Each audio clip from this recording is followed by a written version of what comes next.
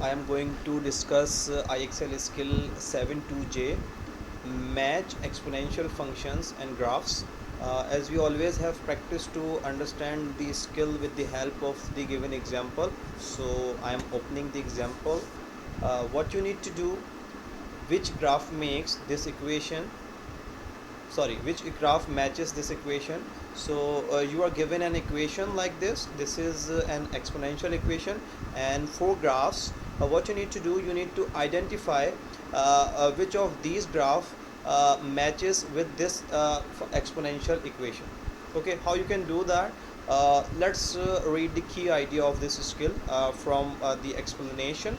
So how they are explaining the graph of an exponential function with the equation y equals a into b to the x power plus c.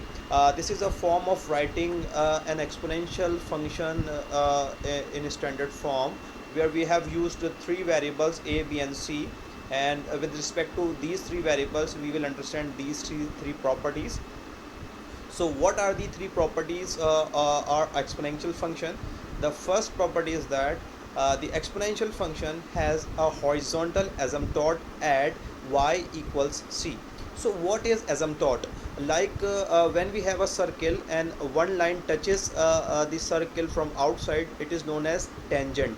Similarly, if we have a open curve like this, circle is a closed curve because it is closed from everywhere. So but if we have an open curve like this, in all of these graphs you can see we have open curves, right? And this line is touching from some portion. This is a straight line and it is touching or approaching the some part with the graph. So this straight dotted line is known as asymptote. Okay, so with the help of this asymptote we can easily identify the right graph of an given equation. Okay, so let's look at the properties first. The exponential function has a horizontal asymptote at y equals c. So the asymptote will be at the value of c. C is which is the coefficient of the given equation, and you can see in the equation we have c equals plus 2. Okay, so we will solve it later. I am just reading out the properties first. The second property is that it lies above the asymptote if a is greater than 0. What is a? You can look at in this standard form. A is the coefficient. Okay, so here it is the coefficient which is -3 or -3. So it is less than 0, which is -3. So what will happen when a is less than 0? So the graph will below the asymptote, and when a is greater than 0, the graph will above the asymptote, right? You can see the sum of these graphs are above this asymptote, like there. If here we have above, here we have above, but in these two graphs we have the graphs below this asymptote. So we can easily identify with the value of a, right? If the value of a is greater than 0, the graph will above the asymptote, and if the value of a is less than 0, so it will always below the asymptote. This is the second property. And the last property we have, it approaches the asymptote as x increases if b is somewhere between 0 and 1. So this is the b, and in this equation you can see the b is 4. The value of b equals 4. So using this value we can identify what happening. If the value is the value of b is somewhere between 0 and 1, so the graph will approach the asymptote when the value of x increases. So as you can see, as the value of x is increasing in this graph, it is going far from the asymptote. So this graph should not be having the value within 0 and 1, but this case should be, because when the value of x is decreasing, it is approaching to asymptote. It is overlapping asymptote when x is decreasing, not when x is increasing. Okay, but in this graph you can see, as again in this graph when x is increasing, it is again going far from the asymptote. So again the value of b for this graph should also be greater than 1. But in these two graphs we can see, as in this graph specifically, when we are increasing the value of x, it is more overlapping or more approaching to asymptote. So the value of this graph, the value of b in this graph would be somewhere between 0 and 1.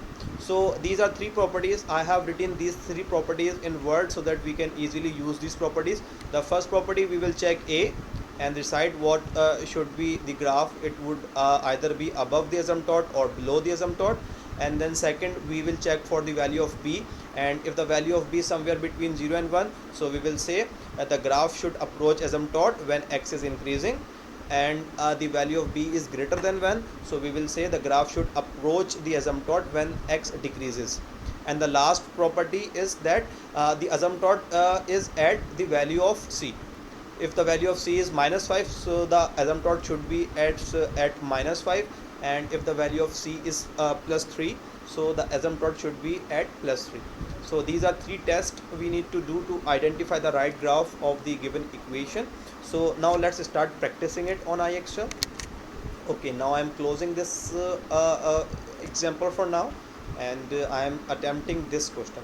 Okay, we have equation and we have four graphs. You can see starting with the value of A. What is the value of A in this equation? The value of A is -3. So when -3 means it is less than 0, so the graph should be below the asymptote. Okay, the graph should be below the asymptote. So in this equation we can see the graph is above the asymptote, so that should not be the case.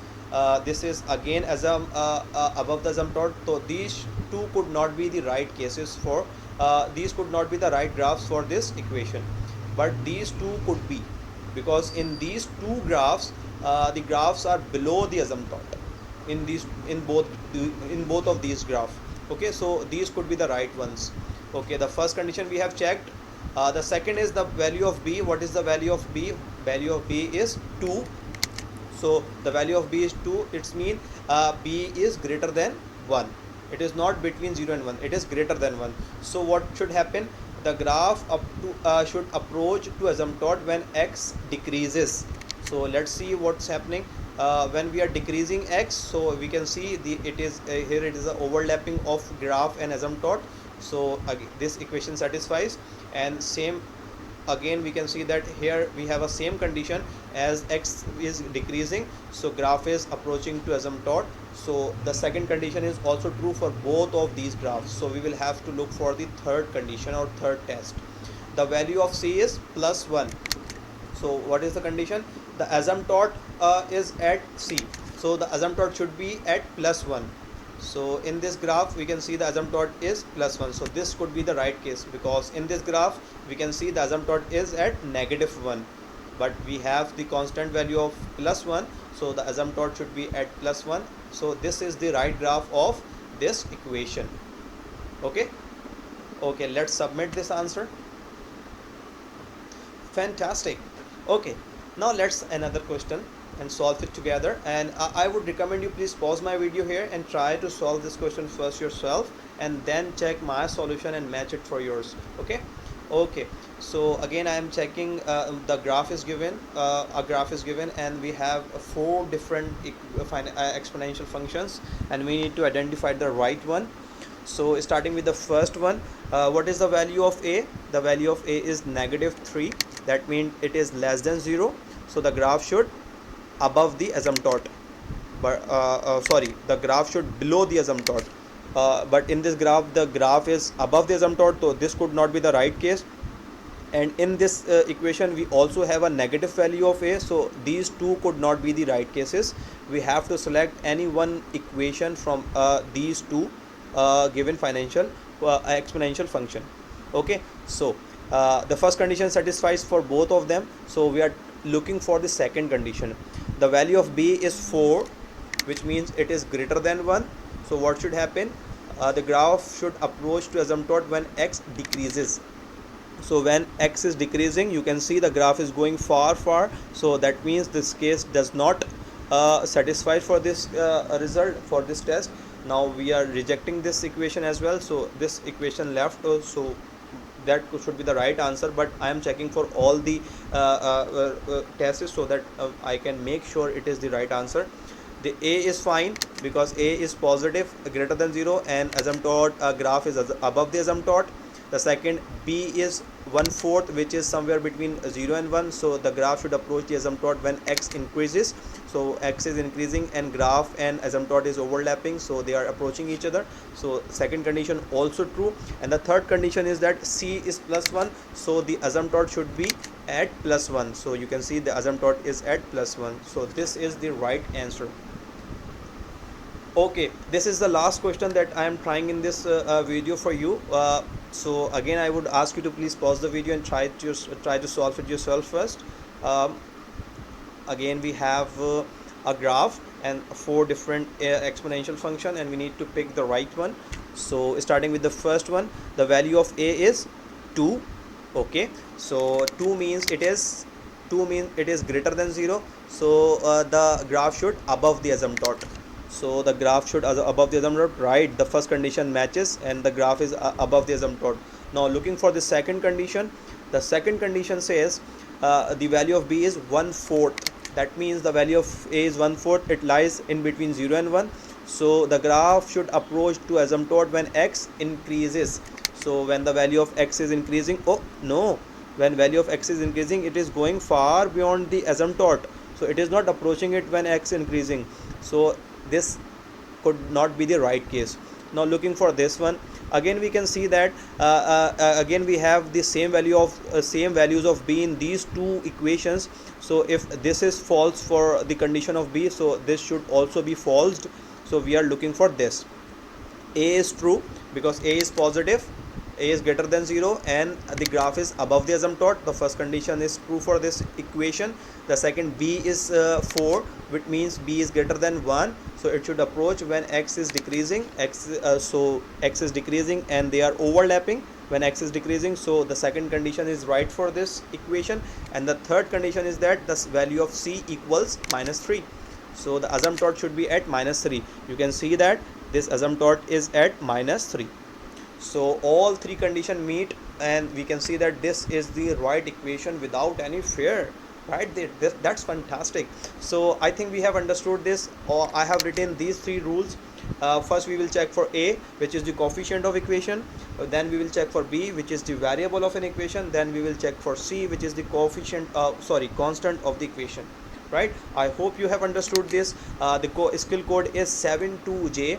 Just open this skill on IXL and quickly master it, but try some more question if you are having problem solving this skill. It requires quite practicing, right? So keep practicing and do not give up. Best of luck.